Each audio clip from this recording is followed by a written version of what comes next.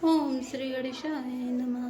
सूर्य नर मुनि कौ नाई सिया रामा, जहि न मोह माया प्रबल रामा। अस विचारी मन माई सिया रामा, भजी महामाया पति ही राम। दीन दयाल बिरद संभारी, हरौ नाति मम संकट भारी। अर्थात देवता, मनुष्य और मुनियों में ऐसा कोई नहीं है जिसे भगवान की महान बलवती माया मोहित न कर दे। मन में ऐसा विचार कर उस महामाया के स्वामी प्रेरक श्री भगवान का भजन करना चाहिए। अपर हेतु सुनु शैल कुमारी, कहूँ विचित्र कथा विस्तारी। जय कारण अगुण अरूपा, ब्रह्म भयउ कौशलपुर भूपा।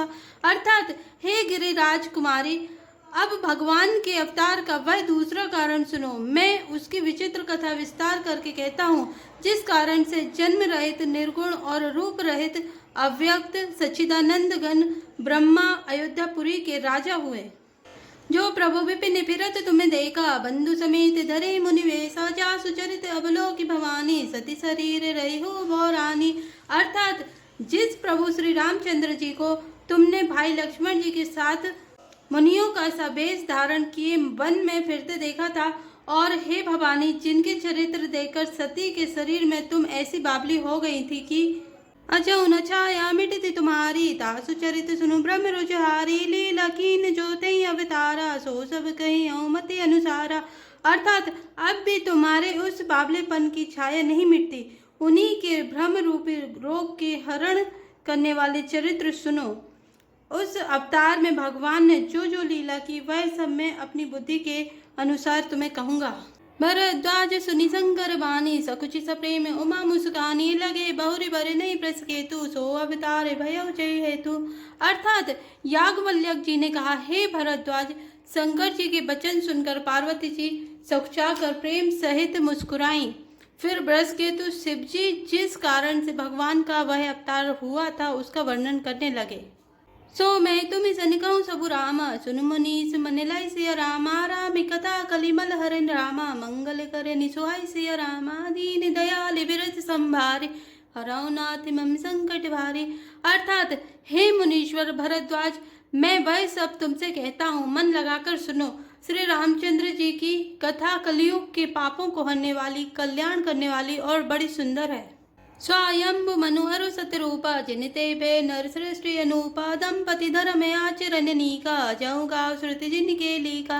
अर्थात स्वयंभुव मनु और उनकी पत्नी सतरूपा, जिनसे मनुष्यों की यह अनुपम सृष्टि हुई, इन दोनों पति पत्नी के धर्म और आचरण बहुत अच्छे थे। आज भी वेद जिनकी मर्यादा का गान करते हैं। नृपुता निपाद सुदतासु, ध्रुव हरि भगत भयउ सुत जासु। लघु सुत नाम प्रिय व्रत ताहि, वेद पुराण प्रशंसई जाहि। अर्थात राजा उत्तानपाद उनके पुत्र थे, जिनके पुत्र प्रसिद्ध हरिभक्त ध्रुव जी हुए। उन मनु जी के छोटे लड़के का नाम प्रियव्रत था, जिसकी प्रशंसा वेद और पुराण करते हैं। देवहूति पुनिता सुकुमारी, जो मुनि मर्दम के प्रिय नारी। आदि देव प्रभु दीन दयाला, जठर धरे जही कपिल कृपाला। अर्थात पुनः देवहूति उनकी कन्या थी, जो मर्दम मुनि की प्यारी पत्नी हुई, और जिन्होंने आदि देव दीनों पर दया करने वाले समर्थ एवं कृपालु भगवान कपिल को गर्भ में धारण किया। सांख्य शास्त्र जिन प्रगट बखाना, तत्व विचार निपुण भगवाना। ते मनुराज कीन बहुकाला, प्रभु आयसु सब विधि प्रतिपाला। अर्थात तत्वों का विचार करने में अत्यंत निपुण जिन कपिल भगवान ने सांख्य शास्त्र का प्रकट रूप में वर्णन किया, उन स्वयंभुव मुनि जी ने बहुत समय तक राज्य किया और सब प्रकार से भगवान की आज्ञा रूप शास्त्रों की मर्यादा का पालन किया। होई न विषय विराग सिया रामा, भवन बसत भाचोत्पन्न रामा। हृदय बहुत दुख लग सिया रामा, जन्म भयउ हरि भगत बिनु रामा। दीन दयाल विरज संभारे, हरौ नाथ मम संकट भारी। अर्थात घर में रहते बुढ़ापा आ गया, परंतु विषयों से वैराग नहीं होता। इस बात को सोचकर उनके मन में बहुत बड़ा दुख हुआ कि श्री हरि की भक्ति बिना जन्म यूं ही चला गया। बर बसराज सुतई तप दीना, नारी समेत गवन मन कीना। तीरथ बर नैमिष विख्याता, अति पुनीत साधक सिद्धिदाता। अर्थात तब मुनि ने अपने पुत्र को जबरदस्ती राज्य देकर स्वयं स्त्री सहित वन को गमन किया। अत्यंत पवित्र और साधकों को सिद्ध देने वाला तीर्थों में श्रेष्ठ नैमिषारण्य प्रसिद्ध है। बसई ता मुनि सिद्ध समाजा तहि हर्ष चले मुनि राजा पंथ जात सोहई मति धीरा ज्ञान भगति जनु धरे शरीरा। अर्थात वहाँ मुनियों और सिद्धों के समूह बसते हैं। राजा मनु हृदय में हर्षित होकर वहीं चले। वे धीर बुद्धि वाले राजा रानी मार्ग में जाते हुए ऐसे सुशोभित हो रहे थे मानो ज्ञान और भक्ति ही शरीर धारण किए जा रहे हों। पहुँच जाय देनु मति तीरा हर्षि नहाने निर्मल नीरा आए मिलन सिद्ध मुनि ज्ञानी धर्म धुरंधर नृपृष जानी। अर्थात चलते चलते वे गोमती के किनारे जा पहुँचे। हर्षित होकर उन्होंने निर्मल जल में स्नान किया। उनको धर्म धुरंधर राजश्री जानकर सिद्ध और ज्ञानी मुनि उनसे मिलने आए। जय जय तीरथ रहे सुहाए मुनि सकल सादर करवाए कृष शरीर मुनि पट परिधाना सत समाज नित्य सुनहि पुराना।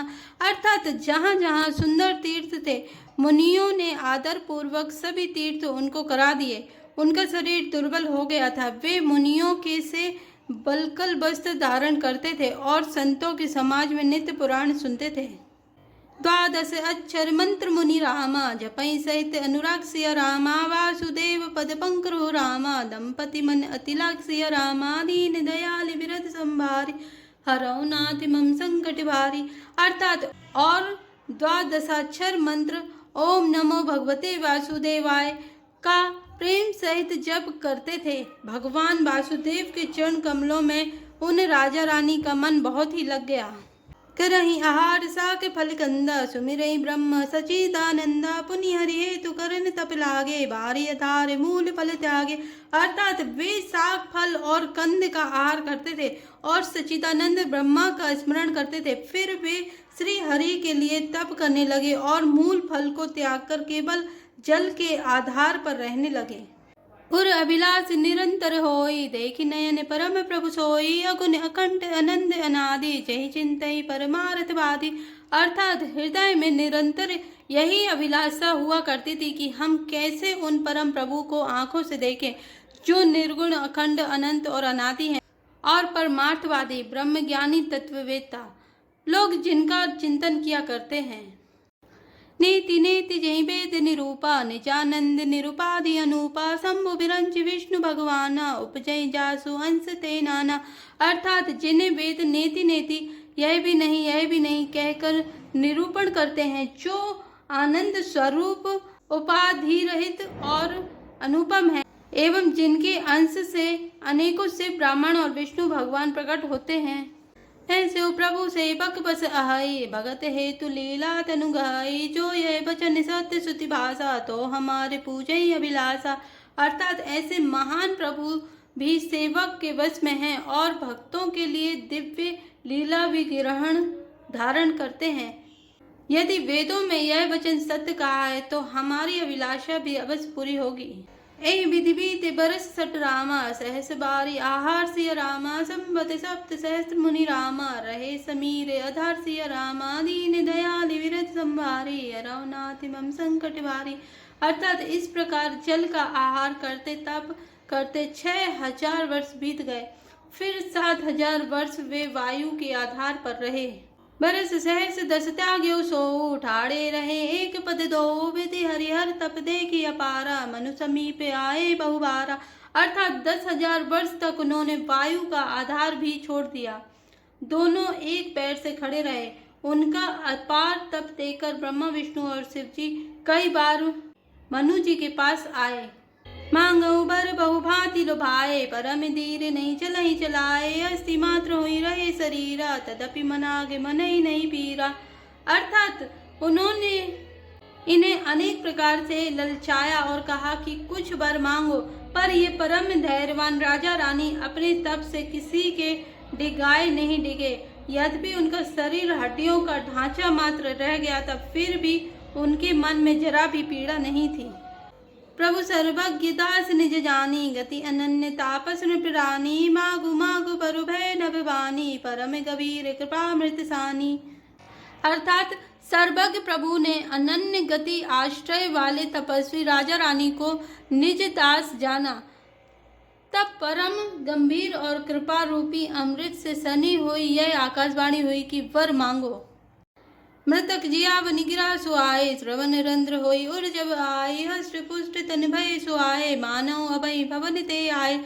अर्थात मुर्दे के को भी जिला देने वाली यह सुंदर वाणी कानों के छेदों से होकर जब हृदय में आई, तब राजा रानी के शरीर ऐसे सुंदर और हष्टपुष्ट हो गए मानो अभी घर से आए हैं। श्रवण सुधा समय वचन सुनी रामा, पुलक प्रफुल्लित गात सिया रामा, बोले मनु करी दंडवत रामा, प्रेम न हृदय समत सिया रामा, दीन दयाल विरत संभारी, हरौ नाथ मम संकट भारी। अर्थात कानों में अमृत के समान लगने वाले वचन सुनते ही उनका शरीर पुलकित और प्रफुल्लित हो गया। तब मनु जी दंडवत करके बोले, प्रेम हृदय में समाता न था। जय श्री राम, जय जय।